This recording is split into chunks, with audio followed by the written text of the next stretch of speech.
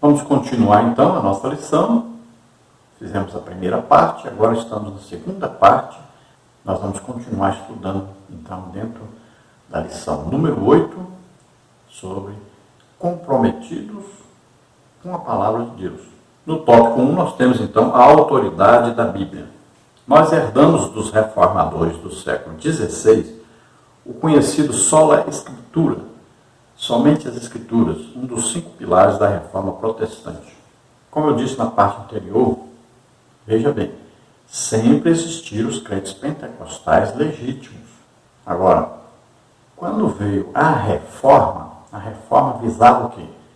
Apenas a Igreja Católica Romana.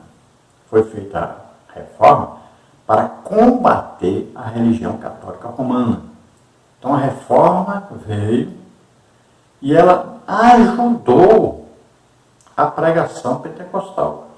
Porque as pessoas deixaram a Igreja Católica Romana, entraram em igrejas reformadas, mas quando o Pentecostes era apresentado a essas pessoas por igrejas legitimamente pentecostais, as pessoas viam que estavam vivendo com apenas uma parte do ensino bíblico, faltava outra parte. Então eles saíam dessas igrejas reformadas e passavam para as pentecostais. Ao longo dos anos, dos séculos, tem acontecido isso.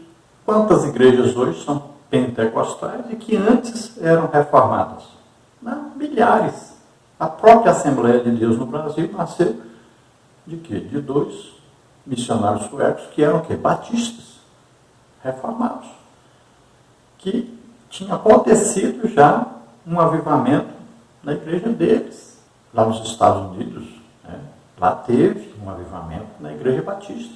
Além do grande avivamento na Rua Azusa, que esse revolucionou o mundo de então. Então, se tinha alguns resquícios de avivamentos nas igrejas, algumas reformadas até, com o movimento na Rua Azusa, a manifestação poderosa de Deus ali, então isso aí cresceu mais ainda, evoluiu mais ainda. E sempre que existe um grande avivamento, existe aí uma evangelização no mundo inteiro. Pessoas que saem desse avivamento vão para o mundo inteiro evangelizando, sempre. É isso que acontece. Todo avivamento, ele acontece com sempre muito estudo da palavra de Deus, muita oração, muito jejum e muito desejo de ganhar almas, evangelização.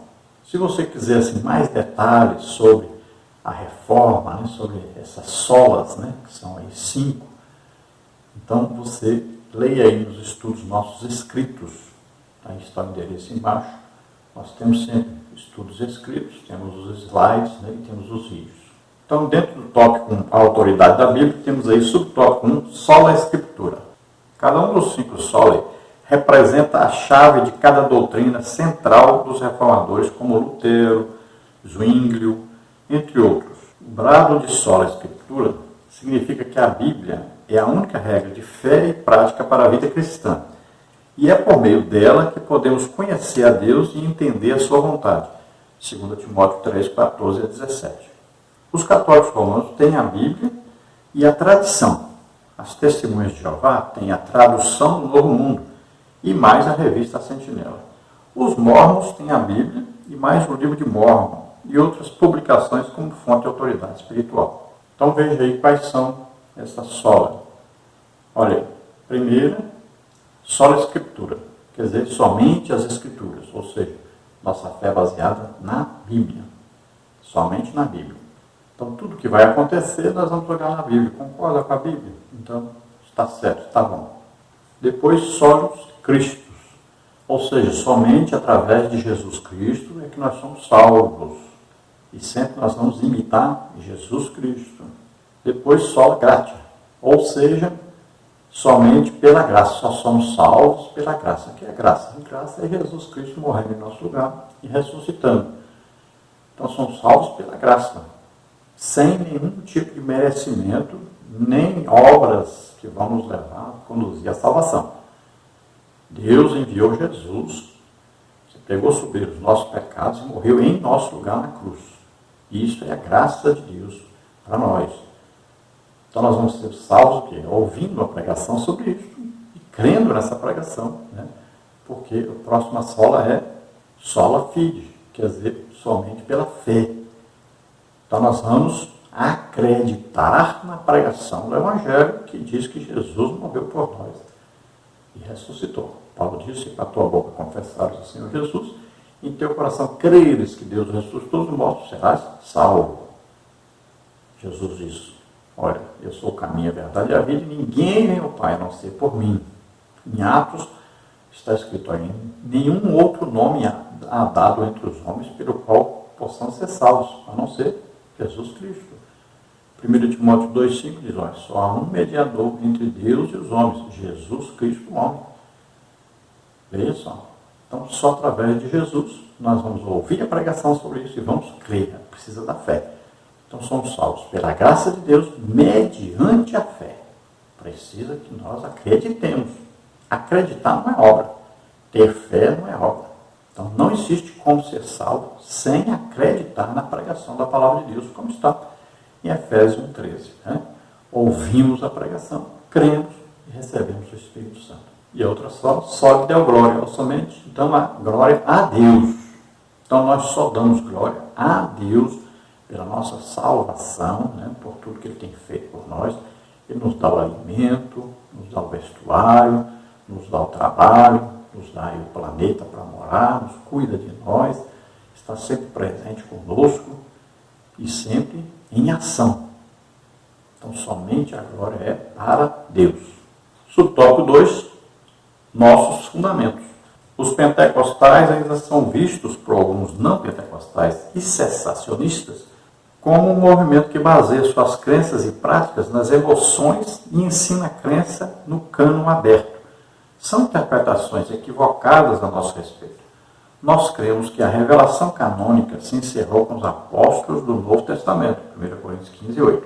A nossa fonte de autoridade é unicamente a Bíblia, conforme a declaração de fé das Assembleias de Deus.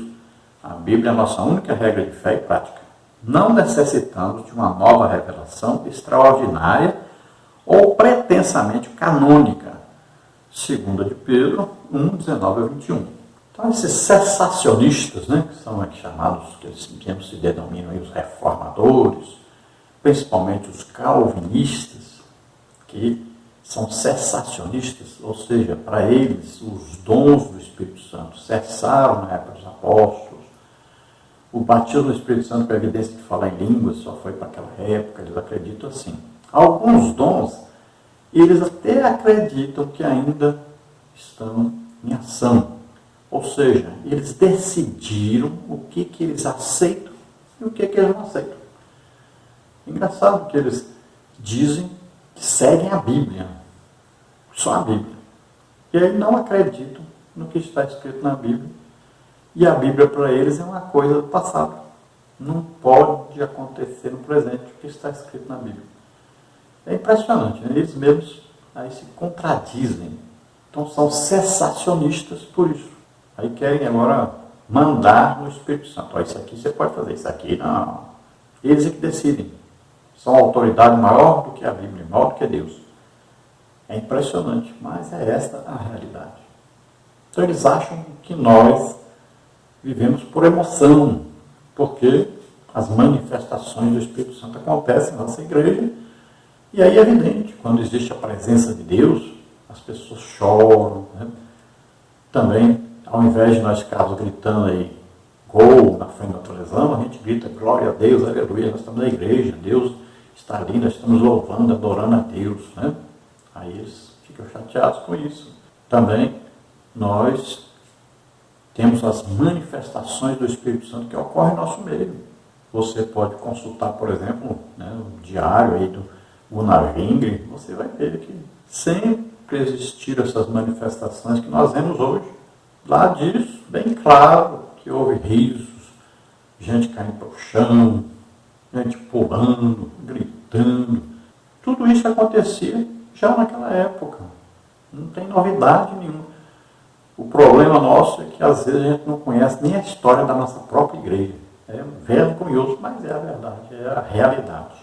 Então essas manifestações assustam aqueles que não sabem, não conhecem, não participam.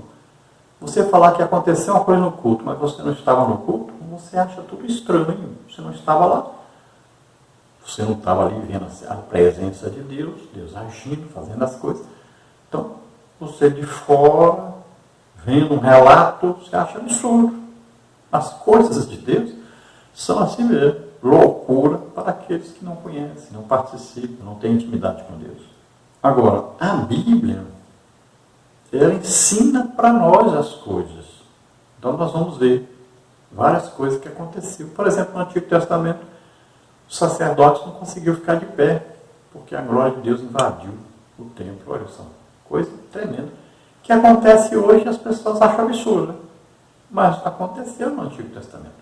Então devemos buscar na Bíblia sempre tudo que nós precisamos, existe ali para nos orientar, para seguirmos em frente a nossa vida cristã. Agora existe a teoria, existe a prática, existe o que está escrito na Bíblia, e nós devemos unir sempre a vida espiritual com a vida da inteligência da pessoa, né, do estudo da pessoa, com a vida intelectual. Então, espiritual e intelectual, sempre unidas essas duas coisas.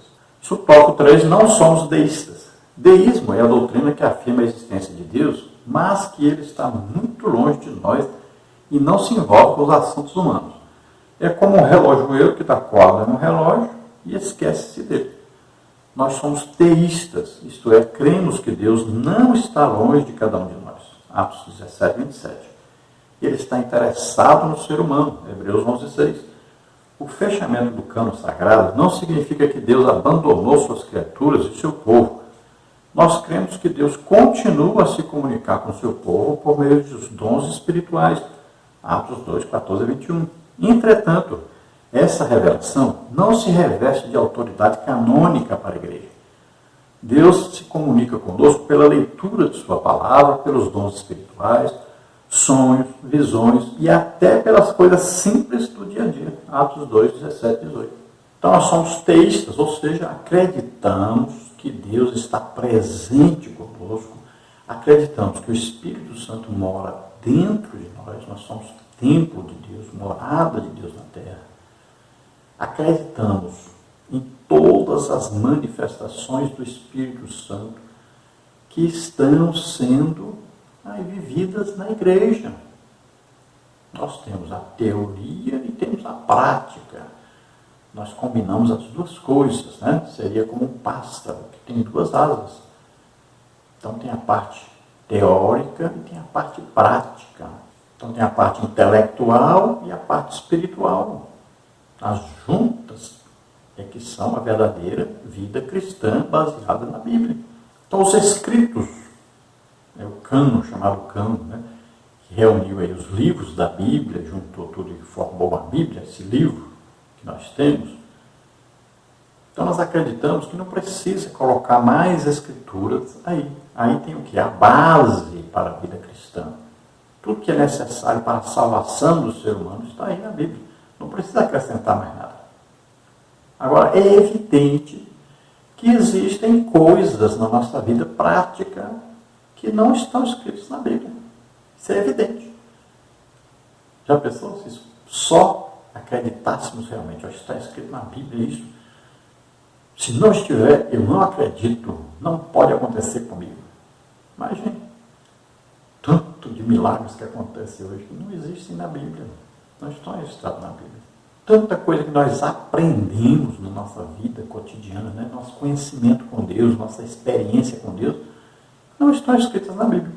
Então nós temos que ter equilíbrio cristão, temos que ter um equilíbrio na nossa vida diária de lermos a Bíblia, praticarmos segundo o que está na Bíblia, sabendo que cada dia nós teremos aí novas experiências com Deus. O Espírito Santo não parou no tempo, ele continua. A igreja continua. A obra de Deus continua. Então vão cada dia aparecendo mais manifestações do Espírito Santo, de acordo com o que ele acha necessário. Ele é Deus. Dá para nós entendermos que o Espírito Santo é Deus e ele faz conforme ele acha que deve fazer para haver salvação, edificação, consolação. Dá para nós deixarmos ele agir sem nós queremos moldá-lo, sem nós queremos encarcerá-lo, colocarmos ele numa forma do jeito que nós achamos que deve ser. Precisamos deixar Deus agir e nos submetermos a Deus. Então Deus se comunica conosco, continua se comunicando através da palavra de Deus, é uma forma dele se comunicar conosco. Também ele fala diretamente com o ser humano. Sempre falou, está aí na Bíblia. Sempre Deus falou diretamente com o ser humano. Também fala através de visões, de sonhos. Né? Tem aí línguas, interpretação. Deus falando para a pessoa. Palavra de sabedoria, falando sobre o que vai acontecer no futuro. Palavra de conhecimento, revelando algo no passado ou no presente. Profecias, né? Deus falando. Deus continua falando com o ser humano. Agora nós vamos olhar para a Bíblia e vamos ver o que eu ouvi está de acordo com a Bíblia, porque a Bíblia vai nos orientar sobre o que é certo, o que é errado, o que é de Deus e o que não é. Tópico 2 agora, zelo pela doutrina. O zelo pela doutrina tem ligações com a apologética cristã. Desde muito cedo na história, a igreja percebeu que a Bíblia precisa ser interpretada para que os crentes conheçam melhor o pensamento bíblico e a doutrina da igreja. Os credos e as confissões de fé são documentos produzidos pelas igrejas com esse propósito. Então a igreja sempre teve essa parte apologética, ou seja, a defesa das escrituras. Sempre que houve problemas de doutrina, religiões que andavam inventando coisas, torcendo as coisas, então faziam-se as reuniões e ali iam decidir o que era certo, o que é errado, o que combinava com a escritura ou não. Olha, Paulo não fez isso. Os judaizantes estavam perturbando os cristãos que não eram judeus, dizendo que eles tinham que se tornar judeus, tinham que seguir ali as normas judaicas para serem salvos. Paulo não foi lá em Jerusalém resolver isso. Fizeram a reunião e disseram, não, deixa aí os gentios em paz. Deus está salvando os gentios, está batizando o Espírito Santo. Eles estão servindo a Deus. Nós não podemos obrigá-los a serem judeus, a seguirem todas as normas judaicas. Então decidiram, olha, vamos exigir deles que eles não comam aí carne sufocada, comer sangue, proibido, que não fiquem na prostituição, no adultério.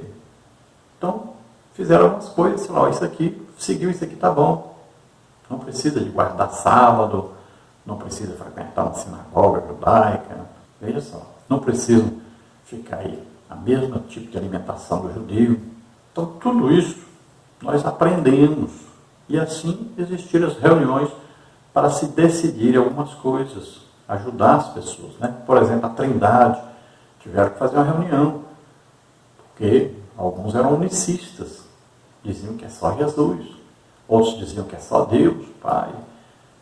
Então, foram fazer as reuniões para decidir o certo e assim. Agora, é claro que a verdadeira igreja pentecostal, que na maioria das vezes nem participava dessas reuniões, fazia tudo certinho, acreditava certo e estava vivendo certo.